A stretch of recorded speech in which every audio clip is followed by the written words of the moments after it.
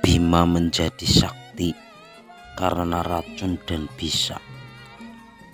Pada waktu itu Pandawa, kelima putra Pandu dan Kurawa, ke-100 putra Destarasta tumbuh besar di lingkungan istana di Hastinapura. Mereka bermain bersama, mereka bersama-sama mempelajari segala macam ilmu pengetahuan dan ilmu ketatanegaraan yang harus dikuasai oleh para putra raja.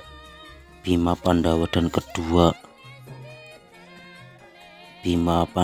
yang kedua adalah yang paling kuat badannya di antara mereka semua. Ia mampu mengalahkan Duryudana dan Kurawa lainnya dengan menyeret rambut mereka dan menggebuki mereka. Ia juga sangat terampil berenang. Ia suka menyeret 3-4 orang Kurawa ke tepi sungai, merangkul mereka erat-erat lalu membawa mereka menyelam sampai ke dasar sungai. Tak ada Kurawa yang mampu melawan atau menandinginya. Mereka tak berdaya melawan Bima.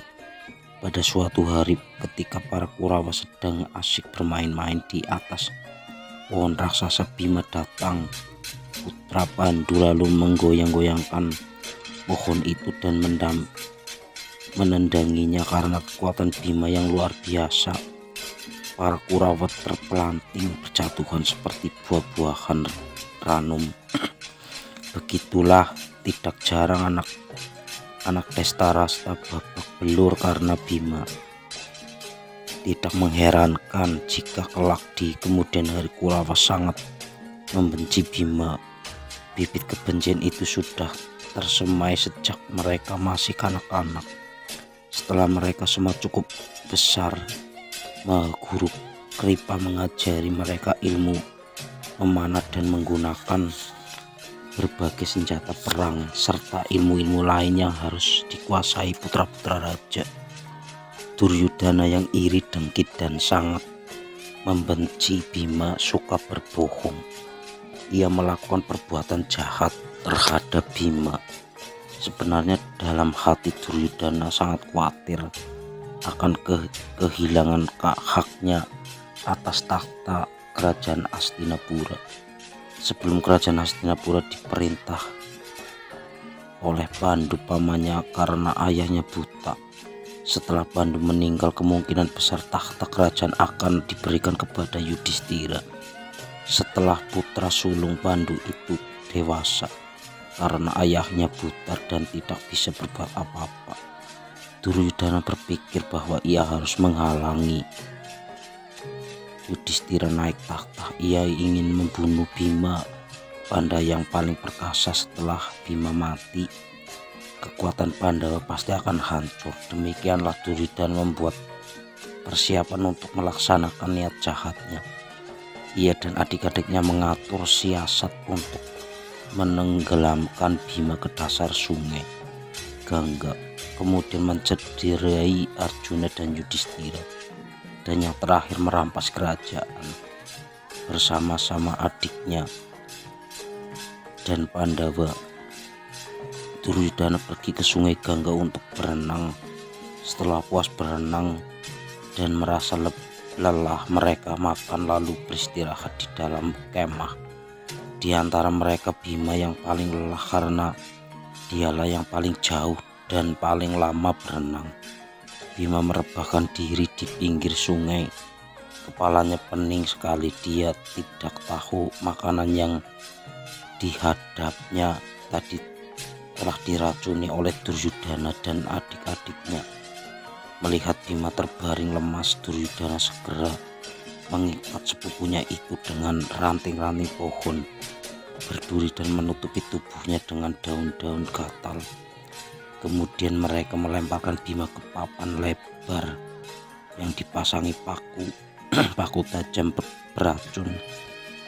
Mereka memperkirakan jika Bima jatuh di papan itu, ia pasti akan mati tertusuk paku beracun. Tetapi Bima tidak jatuh menimpa papan berpaku-paku itu. Dia jatuh ke sungai. Segera sekujur tubuhnya dipatuki oleh ular-ular yang sangat berbisa. Berkat lindungan Dewata bisa ular-ular itu justru melawan racun yang dimasukkan ke dalam makanan Bima. Racun dan bisa itu saling berlawanan lalu menjadi tawar di dalam tubuh Bima. Belum jauh dihanyutkan arus, Bima dihempaskan oleh pusaran air ke tepian di seberang sungai. Dengan gembira Duryudana yang mengira Bima mati karena keracunan makanan tusukan paku-paku tajam yang beracun dan gigitan ular-ular berbisa, kembali ke istana bersama adik-adiknya. Sampai di istana, Yudhistira menanyakan Bima kepada Duryudana. Putra Destarasa itu menjawab bahwa Bima telah lebih dahulu kembali ke istana. Yudhistira percaya pada kata-kata sepupunya itu. Ia pulang ke tempat tinggal Dewi Kunti dan para Pandawa. Sampai di sana ia bertanya kepada ibunya apakah Bima sudah kembali. Ternyata Bima belum kembali. Yudhistira jadi curiga. Jangan-jangan Bima terkena celaka. Bersama Arjuna, Yudhistira kembali ke tepi sungai untuk mencari Bima. Mereka menyusuri sungai ke hulu dan ke hilir, tetapi tak dapat menemukan Bima. Hari sudah gelap. Akhirnya mereka pulang dengan perasaan sedih. Sementara itu Bima siuman lalu bangkit. Dia melihat sekelilingnya langit sudah gelap. Untungnya bintang-bintang mulai bermunculan. Setelah mengamati sekelilingnya dengan cermat, Bima tahu bahwa dirinya terdampar di seberang sungai. Dengan kekuatan baru entah dari mana, Bima berenang ke seberang sungai lalu berjalan pulang ke istana. Dewi Kunti dan Yudhistira menyambutnya dengan sukacita.